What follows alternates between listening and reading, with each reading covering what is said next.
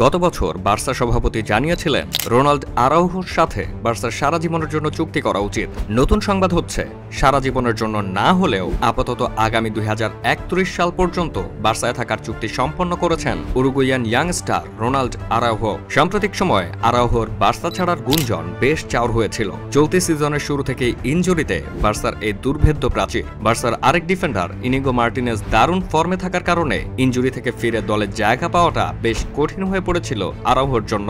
এমন একটা সময় ইউভেন্টাসের সাথে পার্মানেন্ট ট্রান্সফারের আলোচনায় পানি ঢেলে বার্সার সাথেই আরো 6 বছরের জন্য চুক্তি নবায়ন করলেন তিনি। স্প্যানিশ জায়ান্টদের জন্য আনন্দের সংবাদ হচ্ছে আরাউহো ছাড়াও পেড্রি, গাভি, মার্টিনো কিছুদিনের মধ্যে তাদের কন্ট্রাক্ট রিনিউ করতে যাচ্ছে। চুক্তি নবায়নের রাতে জীবনের আরেকটি স্মরণীয় ঘটনা ঘটিয়েছেন রোনাল্ড আরাউহো। তার দীর্ঘদিনের প্রেমিকা আবিগালির সামনে হাঁটু গেড়ে বিবাহের জন্য প্রপোজ করেছেন। আবিগালিও তার প্রস্তাবে সম্মতি জানিয়েছেন। জানুয়ারির 23 তারিখ দিনটা সারা জীবনের জন্য স্মৃতিতে ঠাঁই করে নিল বার্সার এই উরুগুয়ান ইয়াংস্টারের।